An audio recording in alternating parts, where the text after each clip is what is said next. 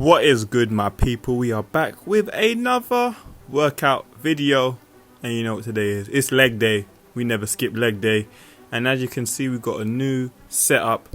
We are using the TRX to do some split squats now. This may look like, okay, it's just a split squat, but when you have to balance and brace yourself when using this TRX extension, it's not easy, because you see how I just fell there. There's a whole new element to this now when you are doing this, because first of all, you're focusing on balancing, maintaining balance, which is a great thing. You know, all the little muscles in the ankle and the foot are being worked, and then on top of that, you're also, you know, strengthening your legs and working your core as well. So the balancing thing wasn't really an issue, but it's an extra element to think about. So I thought, why not, do multiple things at once, work on the balance, strengthen the legs, work on the core, and just become greater overall. So we started off with the TRX. So that was in fact the warm-up set. This is the actual first working set. We're still working with the, I believe I actually figured it out, it's actually 14.1 kilograms, this weight bundle. I believe the two small plates are 2.5s, and then the kettlebell is 9.1. So yeah, it's about 14.1 kilos, and that was the working weight, and it felt good. You know, it felt nice doing unilateral exercises. Especially if you're an athlete, you need to be doing unilateral exercises. I did not utilize these sort of exercises enough in my playing days. So if you really want to build strength on one side, like, no, not on one side, but if you really want to build some like strength on, one leg at a time, or, you know, one arm at a time, whatever your sport is, focus on unilateral exercises. It will make you crazy strong, because, you know, also your core is being worked, because you're having to balance and, you know, keep everything in alignment. So unilateral exercises, it really should be a part of everybody's workout routine, athlete, non-athlete, you know, whatever you are, because of the nature of the human body. A lot of things we do on one leg, or we do with, you know, one thing at a time. We don't usually do things with both sides of the, you know, the limbs or the body, or however you want to say it. So get some of these, man, in your routine, unilaterals. And as you can see, we did about 3 or 4 sets of this, making sure that we are going as down as far as possible without hitting our knee, because it was kind of difficult with the little ledge there, because I wanted to go down lower, but I didn't want to hit my knee. So I was kind of limited, but I'll see if I can sort out this situation for the next time I perform these. But yes, we performed these with the best form as possible, and as you can see, I'm a little shaky because I haven't done split squats in a while, let alone with our TRX it's not, what is it called, strap? I think it's called TRX strap. So it was a little rough trying to maintain balance and, you know, make sure performing it correctly, but has to be done, man, has to be done. Great for the quad development, glute development, and as I said before, when you're having to maintain balance, your ankles getting a little bit of work as well. But let me know in the comments if you perform split squats. A lot of people hate split squats. They are extremely difficult. I don't mind them because I find it to be a nice pain. I don't know how to explain it, but it's not my favorite exercise. But yeah, I wouldn't try to avoid them at any cost. But I think it's a very efficient and productive exercise that should be a part of your leg day, to be honest, because as I said in the last leg video, you should not be skipping leg day. There's so many benefits around working your legs, aside from getting stronger and bigger legs. There's just it's just necessary at the end of the day. There's no way around it. Shouldn't be skipping it. There should be no excuses, and you should work it as hard as any other body part. Because I won't lie, I used to be one of them people who upper body I'm going in and then lower body or leg day I'm kind of coasting or whatever, because it is difficult. Like it just hits different, man. Maybe because of the size of the muscle group and the strenuous nature of it, it's a tough one. And if I had to say, yeah, leg days are probably the toughest days for me, to be honest. So at the end of the day, it has to be done. There's no way, absolutely no way around it. But yeah, if you're working out at home, get yourself a set of TRX straps, man. They're very inexpensive, to be fair. I was actually quite surprised. I got this one from my uncle. He bought it for me, but when I looked up the price for like other ones while I didn't have one, it wasn't expensive at all.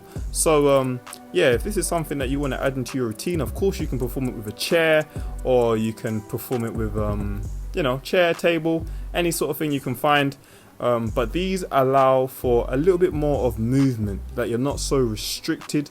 You can really get that extra stretch. You can kick, you know, your leg back a bit more. Like obviously if the door wasn't there and it was hanging from a bar, I could, you know, extend even further when going down. Although I wasn't limited by the door, I'm just saying that if I really wanted to get extra stretch, I could.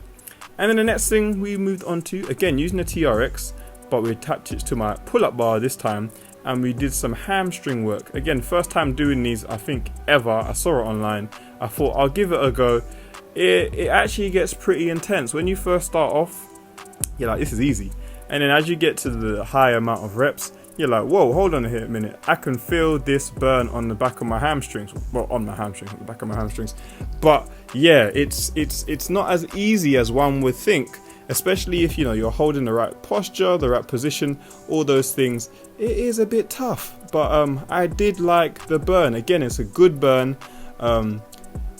It's not going to give you the biggest hamstrings in the world, let's be honest, but it definitely will help to strengthen, you know, the muscle fibers back there.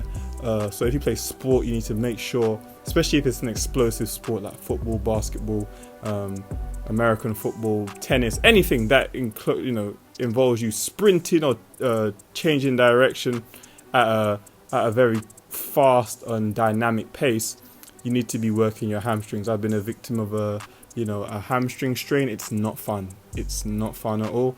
And that after that strain, I really focused on making sure that my hamstrings were strong. I think it's the only strain I've ever had in my life. Maybe one or two I've had, but nothing major. But it's just very annoying. And it kind of humbles you in a sense to remind you that you need to work in all the muscle parts, because obviously the quads are the sexy part of the leg. Everyone says, oh, massive quads, whatever.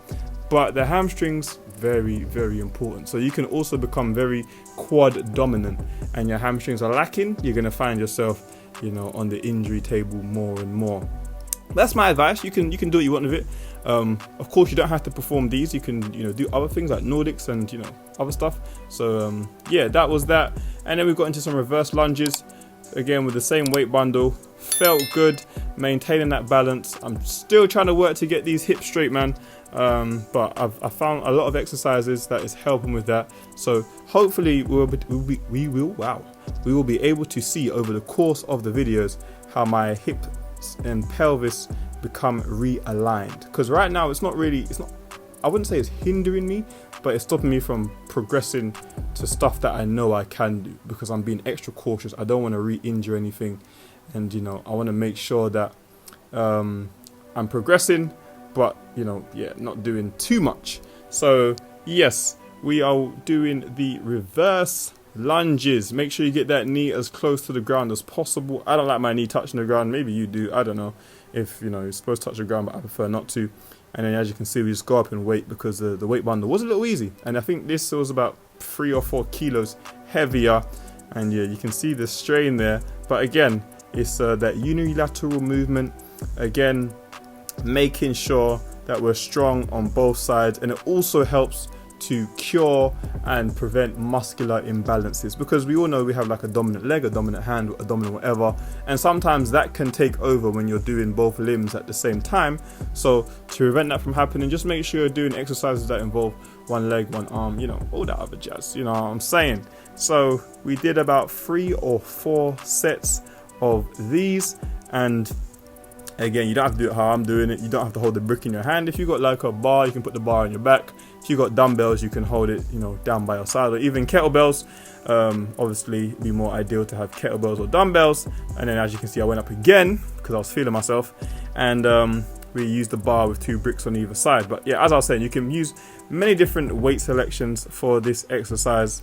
I would probably say the most ideal is either dumbbells or kettlebells, just because it's more of a natural position, rather than having to load something on your back, or hold the brick up, which again is going to tax your arms and whatever. Kettlebells or dumbbells, I mean, you're just literally working your grip strength while doing the exercise, so it's not really a lot of other muscles involved as such. So we made sure that we're keeping the core tight, the form tight, because form is very important. Don't let any other muscle groups take over or assist too much in the exercise. See that? Got to maintain balance there. So we do exercises to help with balance also.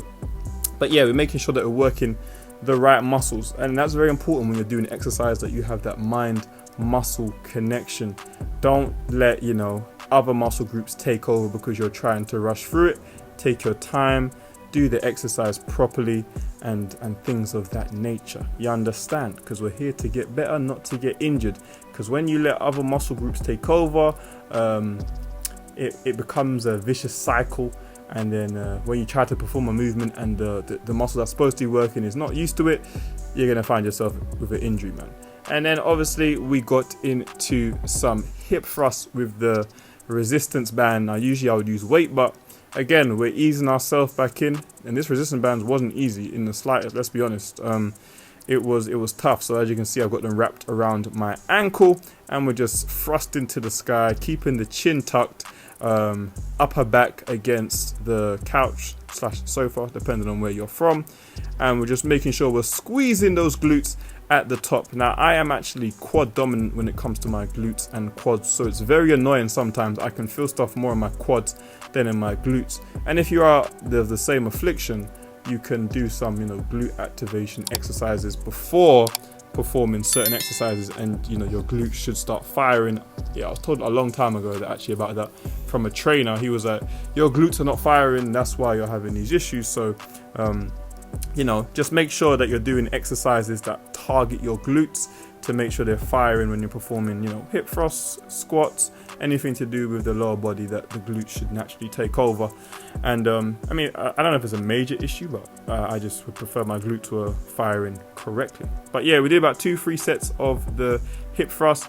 Then we just moved into a single leg calf raise. As you can see, we've gone up again in weight from last time. Well, actually no, I can't remember if I did this exercise last time or not, but went up in weight, man. Feeling good. A good amount of reps and sets. Now if you notice, one side I get more extension than the other, and that's because I broke my toe a long time ago, and the two bones where I broke it were never fused back together, so I'm kind of limited in my range of motion. I believe it's this foot. I'm a bit limited in my range of motion, so it's harder to get higher up in it. And I've done a lot of mobility exercises over the years, and I kind of fell off from doing them, so I should start doing them again to bring back that toe mobility. But that was just a little backstory of why you might think, why is he going higher on one toe than the other? It's just because of a broken toe, unfortunately, from playing football. But yeah, you got to make sure those calves are looking sexy all year round. So calf raises, you don't have to do them on one foot. If you cannot, you can do both feet. And then obviously some gyms have calf machines. If you're not at the gym and you're working at home, you can do this on the edge of your stairs with any sort of thing. You can put a backpack on and fill it with weight, or you can do what I'm doing and hold something in your hand and do it at the same time. But just make sure it gets done. Even body weight is good enough, but you're gonna have to do like a high number of reps to make sure that you're pushing yourself, that you're getting the fatigue that you want. And I find these are actually quite a I want to say tough muscle. They can take a lot of beating, to be fair. So doing those high reps may be necessary, even with weight. Could be very, very necessary. But man, we're just making sure that everything is covered. We're hitting all the areas of the legs, and we're leaving nothing untouched, man. It's necessary at the end of the day.